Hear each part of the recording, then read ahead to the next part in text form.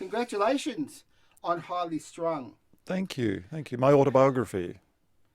This is your autobiography? Are you making a joke? No, no. Because it sort of harks on many of your ongoing interests.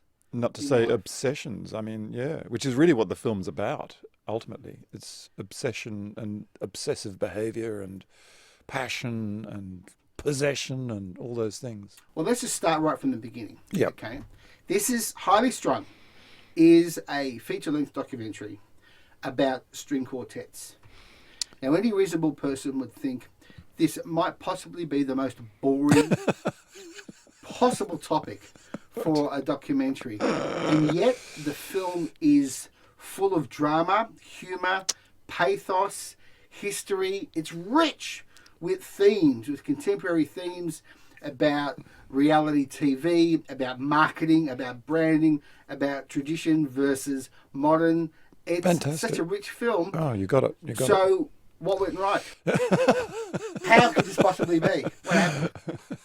Well, what went right was that everything went wrong, which is marvelous in documentary because, There was a difference between the documentary you set out to make and the one you ended up making. Exactly, because you set out always when making a documentary, you have an idea in your head what it's going to be, but you've got to, follow some sort of thought pattern, if you like, but really, it's when life takes a left turn when you don't expect it that the documentary becomes really interesting. It sort of catches fire, and this went through exactly that process. I started out making a film which I thought was going to be about the coming together of the new lineup of the Australian String Quartet, and indeed that's how it started. But it does go into a very complicated place and quite unexpected. And what I realized was that the film was not just about these pieces of wood with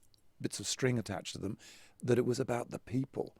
And it was about the people who play them, the people who deal in them, the people who make them.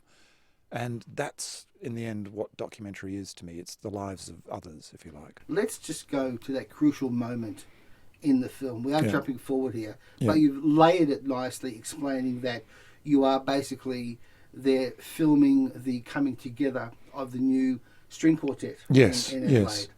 And then you're there and you've captured the essence of documentary filmmaking, where you're there when something happens and you have a camera rolling. Now, can you just describe what's happening in that moment and whether you said, "Oh, bugger," or you looked skywards and thanked the documentary god for doing this? It's a mixed feeling because at first you don't know.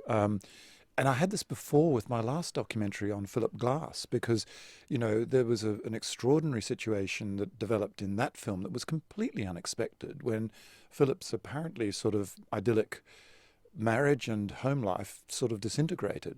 And at that point, I wept when that happened because it was like, oh my gosh, that's the end of the movie. I can't make... And then it dawned on me that, well, maybe not. I mean, because this is life, these things happen. So with the Australian String Quartet, when things started to sort of begin to wobble and the machinery began to graunch, at first I thought, oh my God, I mean, this is, what am I going to do? And then it was actually my wife, Kerry, who's producing the film, who said, I think this could be really interesting. And of course, then the light bulb goes off and you think, yeah, absolutely. We have to continue to follow this because this is about how complicated it is to make beautiful music. I mean, what's the first thing that a band has to do to really succeed? Look at the Rolling Stones. Stay together for 50 years, all right? That'd be a really good thing. So when musicians come together, it's not just about how good they are or how good their instruments are, which was the starting point for the film. It's about whether they will get on. And that was the journey that I followed. I've been describing this film as Spinal Tap With Strings. I'm going to rename it right now. I'm going to keep Highly Strung for my autobiography, right? Because of the way that you do capture the importance of the dynamics between the quartet. Now, Scott, you've got the Adelaide Quartet. Oh, it's the Australian String Sorry, Quartet. it's Australian, Yep, the yep, Australian Quartet. yep. It's just to make it clear, they're simply based in Adelaide. Exactly. So Yes. they are the Australian String Quartet. Yes. And running parallel to this, you have the Carpenters. Not those Carpenters. No, not those Carpenters. Yeah, the Carpenter String Quartet in New York. Yes. And you've run that as a parallel story, obviously to contrast different styles, different cultures. Could you just explain to us why you decided to include that absolutely adorable clan of incredibly wealthy string string players? Look, I saw a story in the New Yorker about them in which it referred to them as people who seemed as if they could not have existed unless Wes Anderson had imagined them. And I thought, wow. And of course, went to meet them, and they are just the most wonderful, vibrant, energetic people. 3 siblings who play music at an extremely proficient level. David Carpenter is one of the world's leading viola soloists. He was a protege of Pinchas Zukerman, and so on and so on. And here's the thing: they are completely bonded together. The 3 siblings. I mean, you would never hear one ever contradict the other, unless it was about a choice of suit or jacket or a piece of elaborate clothing. But they have such a sort of harmony between them, and such a bonded sort of thing between them that it was set the string quartet, the Australian String Quartet, into another light, if you know what I mean.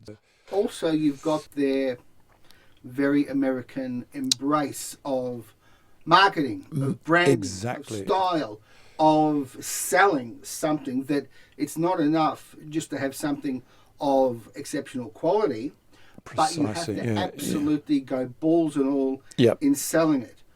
Was that also part of? Definitely, because I think, and one of them actually says it, Lauren Carpenter, who was a former marketing executive with Google, and her attitude is, she said, if you're going to go into a world like this where they deal in Stradivarius as well as play them, she said, you really have to shake it up. You've got to bring something new to the table. You can't just play the same game that everybody else is playing. And I thought, these people really know. Your words about branding are so spot on, because they know their brand, they know what they want to project to the world, and they just do it. And they could care less what you think about it. And here in Australia, I think there'll be a sort of a polarizing thing in the film, because some people will go like, oh my God, how they won't be able to bear it. Vulgar. Yeah, exactly. Oh, it's all about money, but they know what they're selling, and they know how to do it. And they fill Carnegie Hall whenever they want and tour Europe, and they're extremely well received wherever they go. But they're a phenomenon for sure. And you're very playful in this film, and I want to know why you went to so much trouble to show the exactitude, the absolute love of preserving the style, the wood grains. You go into so much detail about how carefully instruments are made to attempt to replicate the instruments of old. Yes. And then you have a scientific test that actually shows that as much as we like to impose, and give human values and qualities to these instruments, that at the end of the day, the new ones work better. I know, it's very counterintuitive, isn't it? Look, the thing is, and it's like anything, it's more complicated than that. I mean, on the face of it, yes, often in these blind tests that people do conduct from time to time, new instruments often win over the old ones. But it's about what the musician believes the instrument demands of them. And I think Joshua Bell, who's one of the world's greatest violinists, expresses it beautifully as he's cradling his own Stradivari, which is a very storied instrument called the Huberman Stradivari. And, he says, it's like a relationship, basically. He says, some of my greatest concerts, it's really about how the instrument and I are getting on that day. And, he said, that to me, that was an extraordinary thing to say, because how can it come down to that? But it's about what the instrument demands of the player, because apparently, because I'm not a violinist, Stradivarius and Guadagninis are not easy to play. It's not that the music just falls out of them, but it pulls it out of the musician who's capable of doing it. And that is what I found fascinating. The mystique, if you like, is to that sort of level. Because that scientific test part seemed to undercut, or to kind of say, well, what these people are going through is an emotional thing as a musician, that they need to kind of invent or synthesize a relationship with this inanimate object for their own creativity, for their own reasons, and that's perfectly valid, but scientifically it doesn't hold up. There seems to be an interesting tension there, Scott. It is. Was it deliberate to... Well, it was fascinating to me to discover that, because I had no idea that would be so. And it also occurs with the Australian String Quartet when Christian, the first violin, talks about, there he's got the Guadagnini on the table in front of him, and he's talking about how he can feel the he said it's not that you start to withdraw from the instrument, it's the instrument starts to withdraw from you. And you're thinking, really?